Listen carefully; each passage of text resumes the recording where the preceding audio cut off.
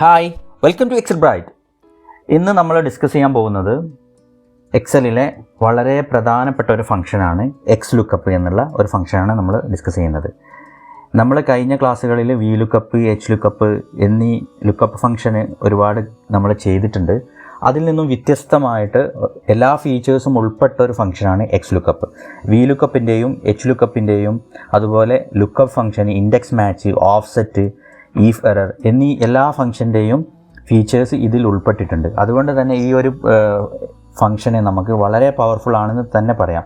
കാരണം ഇത് നമ്മൾ യൂസ് ചെയ്യുന്ന സമയത്ത് നമുക്ക് ഡിഫറെൻ്റ് ഡാറ്റകളിലും എറർ കാര്യങ്ങളൊക്കെ വരുന്നതും നമുക്ക് ഈ ഫോമുല വെച്ച് തന്നെ നമുക്ക് സോൾവ് ചെയ്യാൻ പറ്റും.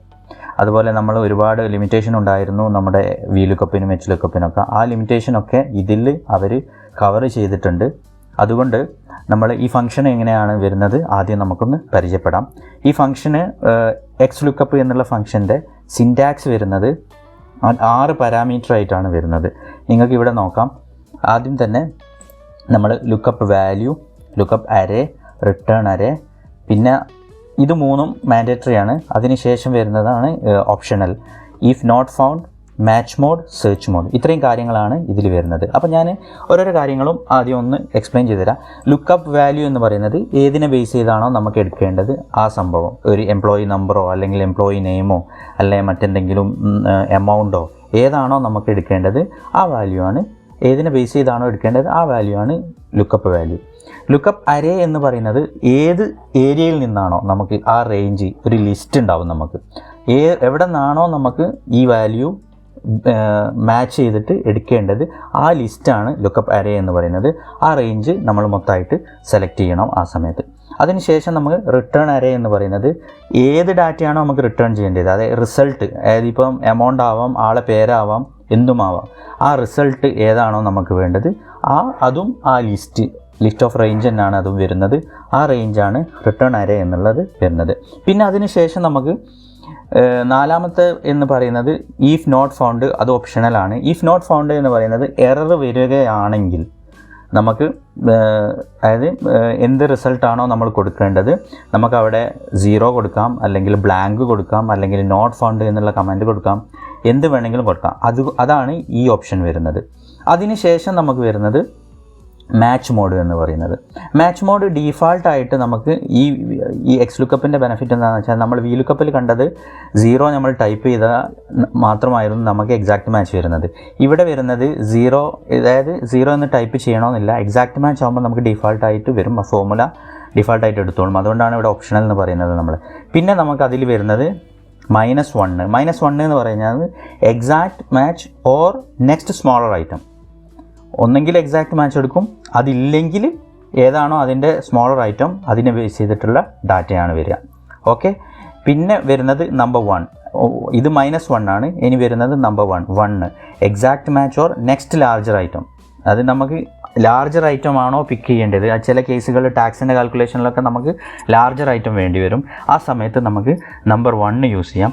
പിന്നെ വരുന്നത് ഓപ്ഷൻ വരുന്നത് 2, number 2 wild card character match എന്ന് പറയുന്നത്.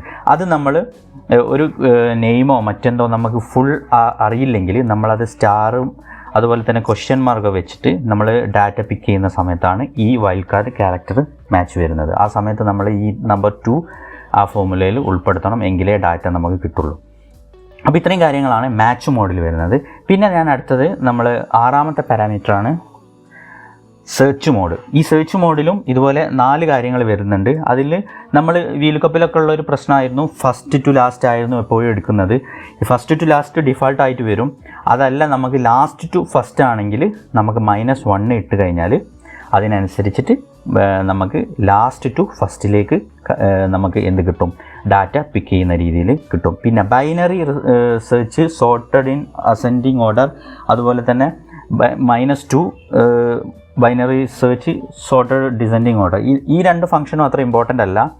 അതുകൊണ്ട് ഇത് ഉപയോഗിക്കാത്തതാണ് നല്ലത്. കാരണം അത് നമ്മൾ ഡാറ്റ സോർട്ട് ചെയ്യണം, എങ്കിലേ അത് കറക്റ്റായിട്ട് കിട്ടുള്ളൂ, അല്ലെങ്കിൽ അത് റോങ് ഇൻഫർമേഷൻ വരും. അപ്പോൾ ഇത് അത്ര സിഗ്നിഫിക്കൻ്റ് അല്ല ഈ 2 കാര്യങ്ങൾ. ഓക്കെ. അപ്പോൾ നമ്മൾ എക്സാമ്പിളിലേക്ക് പോവാം. ആദ്യം നമ്മൾ VLOOKUP വെച്ച് ഒരു കമ്പാരിസൺ നടത്തുകയാണ് നമ്മൾ. എൻ്റെ അടുത്തൊരു ഷീറ്റ് ഉണ്ട്, നിങ്ങൾക്ക് കാണാം. ഇവിടെ എംപ്ലോയി നമ്പർ ഉണ്ട്, അതുപോലെ നെയിം ഉണ്ട്, ബേസിക് സാലറി ഉണ്ട്, അലവൻസ് ഉണ്ട്, ടോട്ടൽ സാലറി ഉണ്ട് എന്നീ കാര്യങ്ങളാണുള്ളത്. അപ്പോൾ നമ്മൾ പണ്ട് ഇത് എടുത്തിരുന്നത് നമ്മൾ VLOOKUP എന്നുള്ള ഫംഗ്ഷൻ ഉപയോഗിച്ചിട്ട് എംപ്ലോയിൻ്റെ നമ്പർ ഇടുന്നു. അതിനുശേഷം നമ്മൾ എംപ്ലോയി നമ്പർ സെലക്ട് ചെയ്തതിന് ശേഷം 1 2 3 4 5 എന്ന് സെലക്ട് ചെയ്ത് നമ്മൾ റേഞ്ച് സെലക്ട് ചെയ്തതിന് ശേഷം നമ്മളെ എത്രാമത്തെ കോളാണോ വേണ്ടിയത് നമ്മളങ്ങനെ, ഇപ്പോൾ നമ്മൾ ബേസിക് സാലറി ആണെങ്കിൽ 3 എടുക്കുന്നു, കോമ 0 അതായത് എക്സാക്റ്റ് മാച്ച് ആകുന്നു നമ്മൾ ഇടുന്നു. അപ്പോൾ നമുക്ക് ആ റിസൾട്ട് ഈ രീതിയിൽ കിട്ടി. അതായത് നമ്മൾ VLOOKUP ചെയ്തത്. അപ്പോൾ XLOOKUPൻ്റെ ബെനിഫിറ്റ് എന്താണെന്ന് വെച്ചാൽ നമ്മൾ XLOOKUP എന്ന് ടൈപ്പ് ചെയ്യുന്നു, എന്നിട്ട് നമ്മൾ വാല്യൂ എടുക്കുന്നു, ലുക്കപ്പ് വാല്യൂ എടുക്കുന്നു. അതിനുശേഷം നമുക്ക് ഏതാണോ base list of lookup array എടുത്തു. അതിനുശേഷം നമ്മൾ റിട്ടേൺ അറേ എന്ന് പറയുന്നത് നമ്മൾ ബേസിക് സാലറിയാണ്. അപ്പോൾ ബേസിക് സാലറി സെയിം റേഞ്ച്. ആ ഒരു കാര്യം ശ്രദ്ധിക്കേണ്ടത്, നമ്മൾ റിട്ടേൺ അരയും അതുപോലെ തന്നെ ലുക്കപ്പ് അരയും സെയിം റേഞ്ച് ആവണം, അല്ലെങ്കിൽ റോങ് റിസൾട്ട് വരും. അതൊരു കണ്ടീഷനാണ്. പിന്നെ ബാക്കിയുള്ള കാര്യങ്ങൾ നമുക്ക് ബ്ലാങ്ക് ഇടാം, കാരണം അത് ഓപ്ഷണലാണ്. ഇപ്പോൾ ഈ ഫോമുലയിൽ നമുക്ക് അതിൻ്റെ ആവശ്യമില്ല. ഓക്കെ, ഞാൻ എൻ്റർ ചെയ്യുന്നു. നിങ്ങൾക്ക് കാണാം സെയിം എമൗണ്ട് റിസൾട്ട് ഇവിടെ വന്നു, സെയിം റിസൾട്ട് വന്നു. ഇപ്പം VLOOKUPും ഇതും തമ്മിലുള്ളൊരു ചെറിയൊരു കമ്പാരിസൺ ഇവിടെ നടത്തുകയാണെങ്കിൽ, നമ്മളിപ്പം VLOOKUPൻ്റെ കേസിൽ നമ്മൾ നമ്പറാണ് ഇട്ടത്. ഇവിടെ നമ്മളൊരു കോളം ഇൻസേർട്ട് ചെയ്യുകയാണെങ്കിൽ VLOOKUPൻ്റെ ഫോമുല അവിടെ പ്രോബ്ലം വന്നിട്ടുണ്ട്. പക്ഷേ XLOOKUP സ്റ്റിൽ നമ്മളെ റിസൾട്ട് അവിടെ ഉണ്ടാകും, കാരണം നമ്മളത് കോളം നമ്പർ ബേസ് ചെയ്തിട്ടല്ല എടുത്തത്. അതുകൊണ്ട് നമുക്ക് എന്ത് ചെയ്യാം, ഇത് എത്ര ഡിലീറ്റ് ആക്കിയാലും ആ ഒരു കോളത്തിൻ്റെ നമ്പറിനെ ബേസ് ചെയ്തിട്ടല്ല ഇത് ഡാറ്റ പിക്ക് ചെയ്യുന്നത്. ആ റിസൾട്ട് അരേ നമ്മൾ സെലക്ട് ചെയ്യുന്ന സമയത്ത്, നമുക്ക് വേണ്ട റിട്ടേൺ അരേ നമ്മൾ സെലക്ട് ചെയ്യുന്ന സമയത്ത് ആ ഡാറ്റയാണ് ഇവിടെ പിക്ക് ചെയ്യുന്നത്. ഓക്കെ, ഇനി അടുത്തത് നമ്മളൊരു കമ്പാരിസൺ XLOOKUPുമായിട്ടുള്ളൊരു കമ്പാരിസണാണ്. ഇതിന് ഞാൻ ഇവിടെ ഒരു ചെറിയൊരു ഡാറ്റ ഉണ്ട് എൻ്റെ അടുത്ത്, കുറച്ച് ആളുകളുടെ സെയിൽസും മറ്റു ഇൻഫർമേഷനുമാണ്. ആദ്യം നമ്മൾ XLOOKUP വെച്ചൊന്ന് ഇതെടുത്ത് നോക്കാം, ചെയ്ത് നോക്കാം. XLOOKUP ഓക്കെ, XLOOKUP എടുക്കുന്നത്, അതിന് നമ്മൾ ഇതാണ് വേണ്ടത്. അപ്പോൾ നമ്മൾ ലുക്കപ്പ് വാല്യൂ എടുത്ത് അതിന് ശേഷം നമുക്ക് ഫസ്റ്റ് റോനെ ബേസ് ചെയ്തിട്ടാണ് നമ്മൾ ഡാറ്റ വേണ്ടത്. അപ്പോൾ നമുക്ക് നമ്പർ വേണം. എത്രാമത്തെ നമ്പർ എന്ന് വെച്ചാൽ 1 2 3 4 5 6 7 8 9 10 11, അതായത് ടോട്ടൽ സെയിൽസാണ് ഞാൻ എടുക്കുന്നത്. 11 ഇട്ടും 0 ഇട്ടും ബ്രാക്കറ്റ് ക്ലോസ് ചെയ്തു. ഓക്കെ, 0 ഇടുന്നത് എക്സാക്ട് മാച്ചിനാണ്. അപ്പോൾ 14,200 ഇവിടെ വന്നു. ഇതേ സംഭവം നമ്മൾ XLOOKUPൽ എടുക്കുകയാണെങ്കിൽ വളരെ സിമ്പിളായിട്ട് ഇങ്ങനെ തന്നെ ചെയ്യാം. നമുക്ക് എടുക്കുന്നു, ലുക്കപ്പ് അരേ ഇതെടുക്കുന്നു, അതിനുശേഷം നമ്മൾ സെയിൽസ് ടോട്ടൽ സെയിൽസ് എടുക്കുന്നു, ബ്രാക്കറ്റ് ക്ലോസ് ചെയ്യുന്നു. ഇത്ര പണിയുള്ളൂ, വളരെ സിമ്പിളായി. ഇനി അവിടുത്തെ അതേ പ്രോബ്ലം തന്നെ ഇവിടെ നമ്മളൊരു റോ ഇൻസേർട്ട് ചെയ്ത് കഴിഞ്ഞാൽ ഇവിടെ ഫോമുല ഡിസ്റ്റർബ് ആവും. അതുകൊണ്ട് ആ ഒരു പ്രശ്നം XLOOKUPനില്ല. അതാണ് ഇതിലുള്ള നല്ലൊരു ബെനിഫിറ്റ്. ഇനി അടുത്തത് ഞാൻ ലുക്കപ്പ് എന്നുള്ളൊരു ഫംഗ്ഷൻ നമ്മൾ പഠിച്ചിരുന്നതിന് മുമ്പ്. ലുക്കപ്പ് നമ്മൾ യൂഷ്വലി യൂസ് ചെയ്തിരുന്നത് ഈ സെയിൽസ് കമ്മീഷന് അതിന് വേണ്ടിയിട്ടൊക്കെ ആയിരുന്നു. നമുക്ക് ലുക്കപ്പ് ഒന്ന് എടുത്ത് നോക്കാം. ലുക്കപ്പ് ഇവിടെ എടുത്തു. നമ്മൾ വളരെ സിമ്പിളായിട്ടുള്ള എക്സാമ്പിളാണ്. ലുക്കപ്പിൻ്റെ മെയിൻ പ്രത്യേകത എന്താണെന്ന് വെച്ചാൽ, നമ്മൾ ഏത് വാല്യൂവിനെ ബേസാണ് എടുക്കുന്നത് അതെപ്പോഴും അസെൻഡിങ് ഓർഡറിൽ സോർട്ട് ചെയ്യണം എന്നായിരുന്നു നമ്മൾ പറഞ്ഞത്, അല്ലെങ്കിൽ ഫോമുല റോങ് ആവും. ഇവിടെ റിസൾട്ട് വന്നു 2000 എന്നുള്ളത് 2000-ൻ്റേത് 300 വന്നത്. ഇപ്പം നമ്മൾ 2100 ഇട്ട് കഴിഞ്ഞാൽ 300 തന്നെ വരും, കാരണം നെക്സ്റ്റ് സ്മോളർ ഐറ്റത്തിൻ്റെ വാല്യൂ ആണ് എടുക്കുക തൊട്ട് മുമ്പത്തെ. അപ്പോൾ അങ്ങനെ എടുക്കുന്നത് അതേ സംഭവം തന്നെ നമുക്ക് XLOOKUPൽ വളരെ സിമ്പിളായിട്ട് ചെയ്യാം. XLOOKUP ഡാറ്റ ബേസ് ഇതാണ്. ഓക്കെ, റിട്ടേൺ അരേ ഇതാണ്. ഓക്കെ, പിന്നെ നമ്മൾ ഇതിൽ ചെയ്യേണ്ട ഒരു കാര്യം എന്ന് വെച്ചാൽ, ഇത് നമുക്ക് കറക്റ്റ് ഇൻഫർമേഷൻ, അതായത് എക്സാക്റ്റ് മാച്ച് അല്ല. അപ്പം അതുകൊണ്ട് എന്ത് ചെയ്യണമെന്ന് വെച്ചാൽ, നമുക്ക് അപ്രോക്സിമേറ്റ് അല്ലെങ്കിൽ സ്മോളർ എന്നുള്ള ഇതിലേക്ക് പോകണം. ഈഫ് നോട്ട് ഫൗണ്ട് എന്നുള്ളത് നമുക്ക് പ്രശ്നമില്ല, അതുകൊണ്ട് ഒരു കോമയും കൂടി ഞാൻ ഇടുന്നു. Exact match -1 exact or smaller. അപ്പോൾ ഇവിടെ നമ്മൾ -1 ഇടണം, എന്നിട്ട് ബ്രാക്കറ്റ് ക്ലോസ് ചെയ്യണം. അപ്പം നിങ്ങൾ കാണാം 300 എന്നുള്ള ഡാറ്റ ഇവിടെ എടുത്ത്. ഇവിടെ ഒരു പ്രശ്നം ഞാനിപ്പോൾ പറയാൻ പോകുന്നത് എന്താണെന്ന് വെച്ചാൽ, ഇത് നമ്മൾ ഇവിടെ സോർട്ട് ചെയ്തിട്ടുണ്ട്. ഇതിപ്പോൾ സോർട്ട് ചെയ്തില്ല എന്ന് വിചാരിക്കുക. ഞാനിതിപ്പോൾ കട്ട് ചെയ്ത് ഇവിടെ കൊണ്ടുവന്ന് ഇൻസേർട്ട് ചെയ്തെന്ന് വിചാരിക്കാം. അപ്പം ഇവിടെ ഇപ്പം ഈ 2100 300 തന്നെ കിട്ടി. പക്ഷേ ഇവിടെ നമ്മൾ 4000 അല്ലെങ്കിൽ മറ്റേതെങ്കിലും വാല്യൂ അടിക്കാമെന്ന് വിചാരിച്ചു. 4000 അടിക്കുന്ന സമയത്ത് ഇവിടെ മാറുന്നില്ല. കാരണം എന്താണെന്ന് വെച്ചാൽ, ഈ ലുക്കപ്പിൻ്റെ ഒരു പ്രോബ്ലം ഇത് എന്തായാലും കമ്പൽസറി ആയിട്ടും ഇത് അസെൻഡിങ് ഓർഡറിൽ സോർട്ട് ചെയ്യണമെന്നാണ്. പക്ഷേ XLOOKUPന് അതിൻ്റെ പ്രശ്നമില്ല. 4000 എന്നുള്ളതിൻ്റെ ഡാറ്റ ഇവിടെ കറക്റ്റായിട്ട് പിക്ക് ചെയ്തിട്ടുണ്ട്.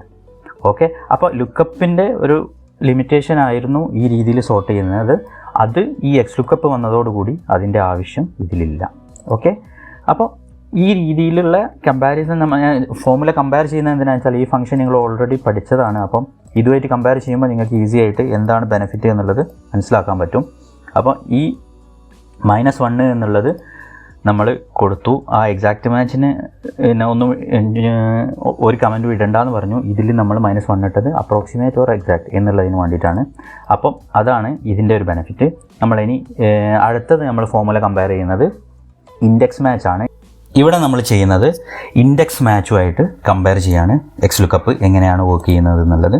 അപ്പോൾ അതിന് വേണ്ടിയിട്ട് ഞാനിവിടെ ഒരു ഷീറ്റ് ഉണ്ടാക്കിയിട്ടുണ്ട്.